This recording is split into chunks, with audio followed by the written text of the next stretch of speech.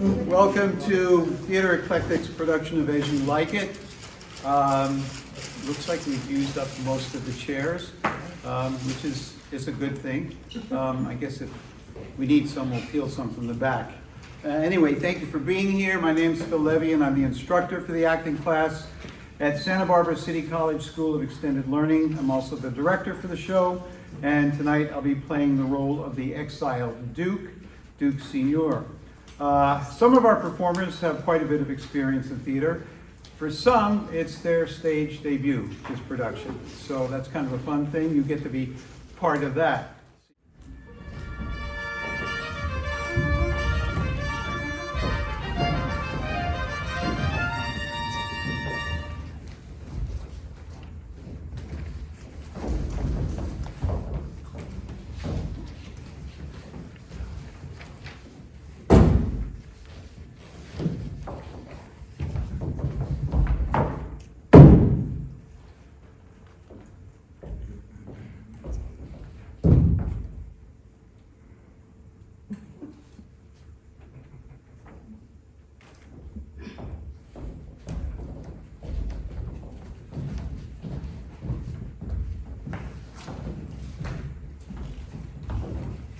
How now, daughter and cousin?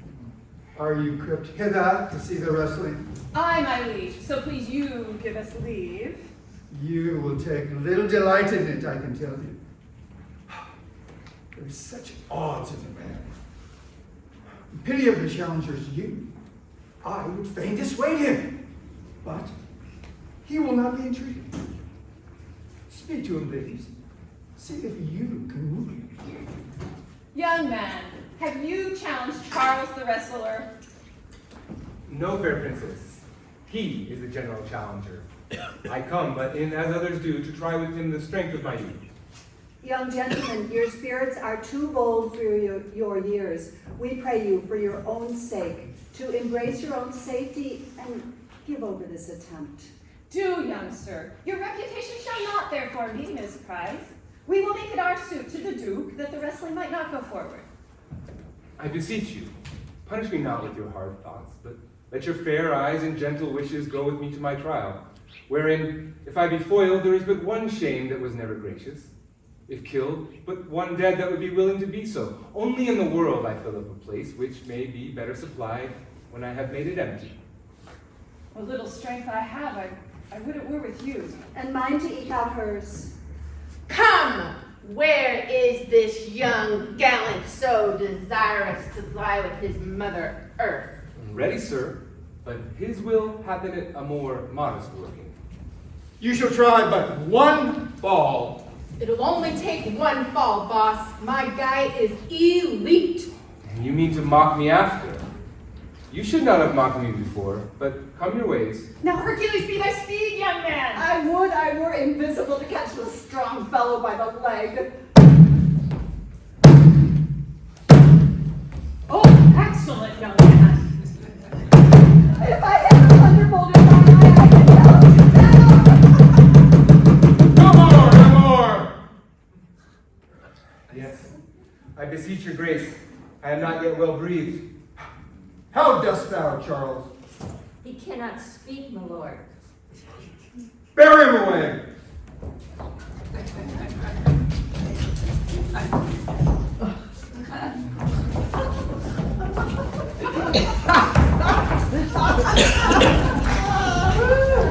Are you okay? Yes, I'm just acting.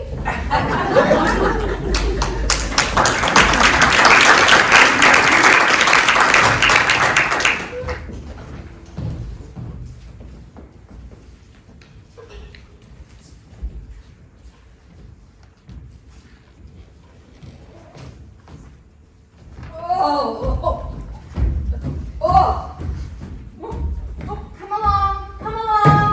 I was lucky today. A hare. A hedgehog, too. Right. You're a great shot. Hip, hip.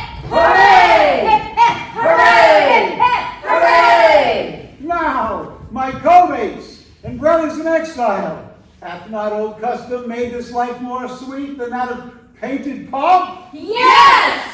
Are not these woods more free from peril than the envious court. Yes! Here feel we but the penalty of Adam, the season's difference, the icy fang and the churlish chiming of the winter's wind, which, when it bites and blows upon my body, even till I shrink with cold, I smile and say, this is no flattery, these are counselors that feelingly persuade me what I am. Sweet are the uses of adversity, which, like the toad, ugly and venomous, wears yet a precious jewel in his head. And this our life, exempt from public haunt, finds tongues in trees, books in the running brooks, sermons in stones, and good in everything. Forbear, and eat no more, Why, I have eaten none yet. nor shall not till necessity be served. Of what kind should this cock come of? Art thou thus bold in the man by thy distress, or else a rude despiser of good manners, that in civility thou seemst so empty? You touched my vein at first. The thorny point of bare distress has taken from me the show of smooth civility. But forbear, I say, he dies that touches any of this fruit, until I and my affairs are answered. And you will not be answered with reason. I must die. What would you have? Your gentleness shall force more than your force move us to gentleness. I almost die for food, and let me have it. Sit down and feed. And welcome to our table. Speaking so gently, pardon me. I thought all things had been savage here. Then forbear your food a little whiles like a doe I go and find my fawn. There is an old poor man who hath after me many a weary step limped in pure love, till he be first sufficed, oppressed by two weak evils, age and hunger. I will not touch a bit. Go find him out. And we will nothing waste till your return. I thank ye, and be blessed for your good comfort. Thou seest, we are not all alone unhappy. This wide and universal theater presents more woeful pageants than the scene wherein we play it. All the world's a stage, and all the men and women merely players.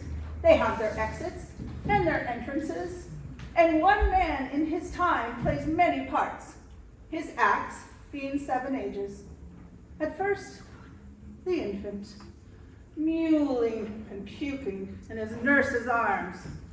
Then, the whining schoolboy with his satchel and shining morning face, reaping like snail unwillingly to school. Then, the lover, full of furnace and with a woeful bout made to his mistress's eyebrow.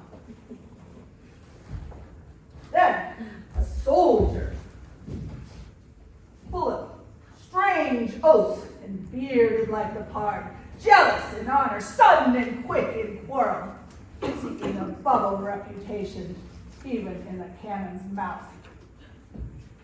Then, the justice, in fair round belly, full of good cape and line, with eyes severe and beard of formal cut, full of wise saws and modern instances, and so he plays his part.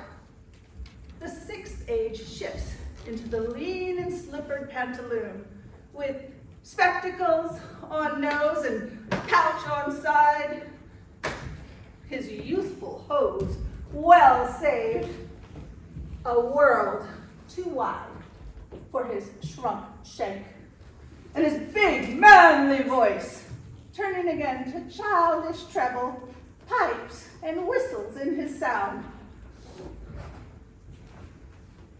Last scene of all, that ends this strange, eventful history, is second childishness and mere oblivion.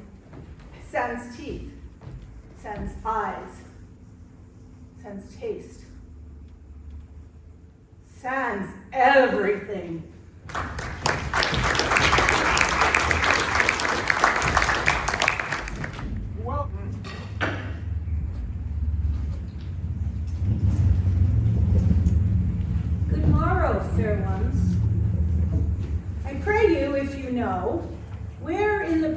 radius of this forest stands a sheepcote fenced about with olive trees. West of this place, down at the neighbor bottom. But at this hour, you'll find none within. The house doth keep itself.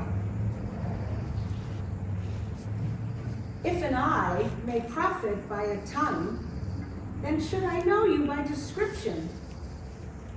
Are not you the owner of the house I did inquire for? 'Tis no boast to say we are being asked. Orlando doth commend him to you both, and to the youth he calls his Rosalind. He sends this bloody napkin. Are you he? I am. What must we understand by this? Some of my shame, if you know of me and the man I am, and the how, and the why, and the where, this handkerchief was stained. I pray you tell it. When last the young Orlando left you, he made a promise to return within an hour. Pacing through the forest, chewing the food of sweet and bitter fancy, lo, what befell. He threw his eye aside, and mark what object did appear. Under an oak whose bough was mossed with age, a wretched, ragged man, overgrown with hair, lay sleeping on his back. Under a bush's shade, a lioness, with udders all drawn dry, lay crouching, head on ground, with cat-like watch, for when that sleeping man should stir. For 'tis the royal disposition of that beast to prey on nothing that doth seem as dead.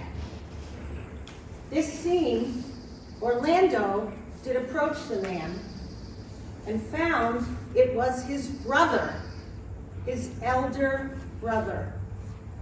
Oh, I have heard him speak of that same brother, and he did render him the most unnatural that lived amongst men. And well he would so do, and well I know he was unnatural.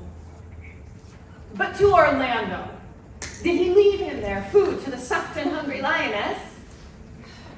Twice did he turn his back and purpose so, but kindness, ever nobler than revenge, made him give battle with the lioness, who quickly fell before him. In hurtling from miserable slumber, I awaked. Are you his brother? 'Twas you he rescued?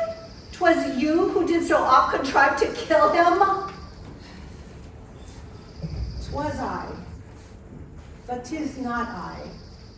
I do not shame to tell you what man I was, for my conversion tastes so sweet, being the man I am. But to the bloody napkin.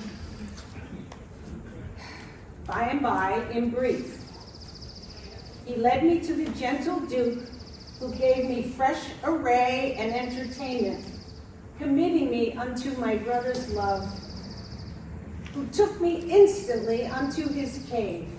There he stripped himself, and upon his arm the lioness had torn some flesh away, which bled this whole while. He fainted, and in fainting he cried upon Rosalind. I recovered him, I bound his wound, and he bade me hither to come and see you in the hopes of explaining the circumstances that you would forgive his broken promise, and to give this napkin dyed in his blood to that young shepherd he in sport doth call his Rosalind. Oh, why, how now, Ganymede? Sweet Ganymede. Many will swoon on the sight of blood. There is more in it. Cousin Ganymede. Oh, look, he recovers. I would I brought it home. We'll lead you thither. Come, take him by the arm. Be of good cheer, youth. You a man. You lack a man's heart. I do, so I confess it. A body would think this was well counterfeited. I pray you tell your brother how well I counterfeited. This is not counterfeit. There is too great testimony in your complexion to be a passion of earnest. Come, you look paler and paler. I pray you draw homewards.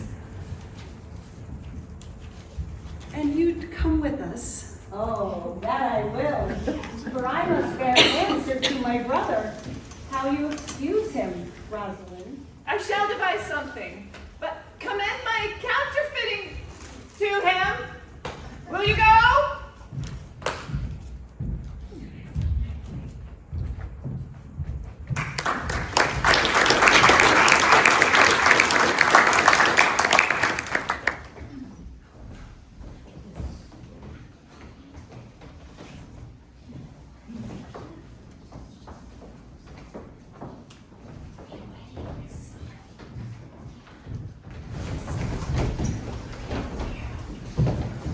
Dost thou believe, Orlando, that the boy can do all that he hath promised?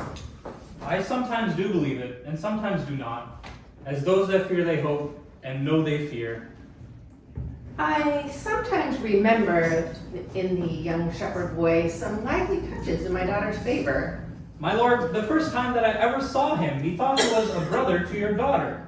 But, my good lord, this boy is born, and hath been tutored in the rudiments of many desperate studies by his uncle, whom he reports to be a great magician, obscured in the circles of this forest.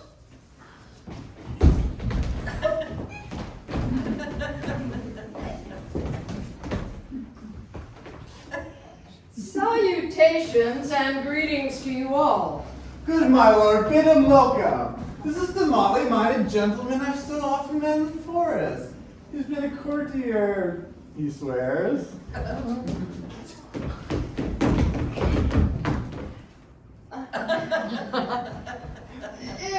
If any man doubt that, let them put me to my purgation, for I have trod a measure, I have flattered a lady, I have been politic with my friends, and smooth with mine enemies. I have been undone by 3 tailors, and I've had 4 quarrels, and like to have fought 1. And how'd that turn up?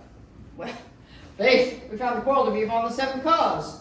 How 7th cause? Good my lord, like this fellow. I like him very well. Oh, God ill thee, sir, I do desire you of the like. Your if is the only peacemaker, sir. Much virtue in an if. This is not a rare fellow, my lord. He's as good at anything and yet a fool. He uses his folly like a stalking horse, and with that presentation, he shoots his wit.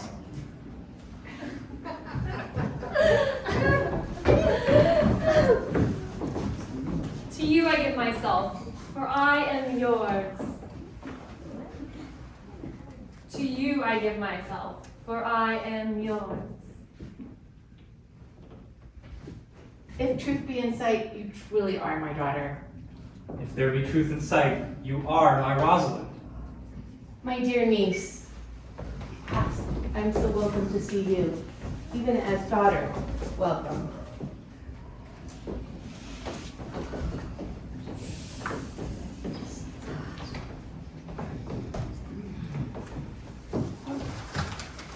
Give us some music.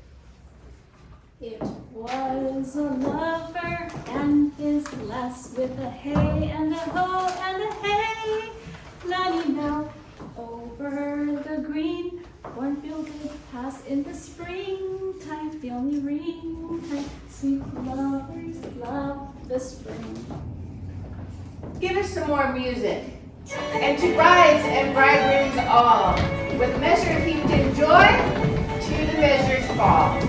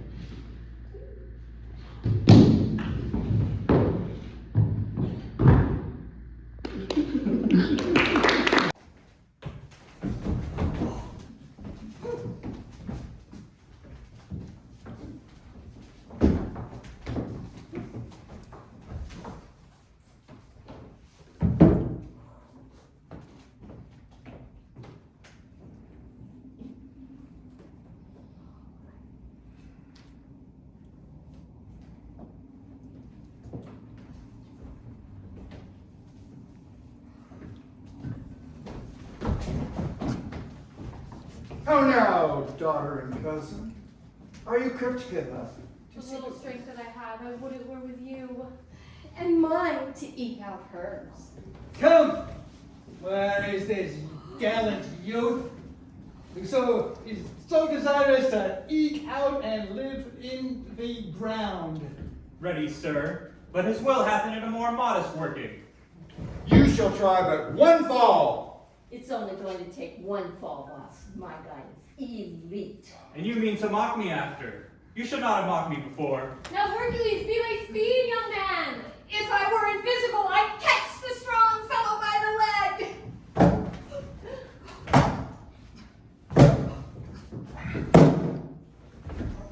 Oh, excellent, young man. If I had a thunderbolt in my eye, I can tell who should down. Oh. No more! Yes, I beseech your grace. I am not yet well breathed. How dost thou, Charles? He cannot speak, my lord. Bear him away.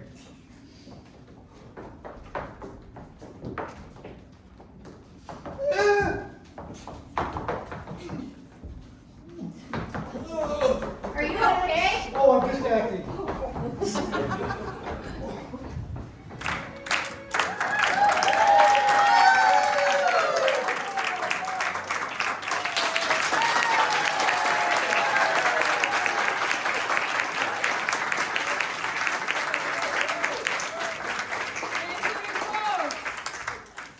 We are, ladies and gentlemen, Theater Eclectic, the producing arm of Santa Barbara City College School of Extended Learning class. Our class is acting for older adults. Details about tonight's show, our class, and Theater Eclectic, you can find that in the program. If you wait outside, I just say a quick hello, but I need to give them notes. So it'll be a little while, I'll be as quick as I can, and then we'll give them back to you. So thanks again for coming.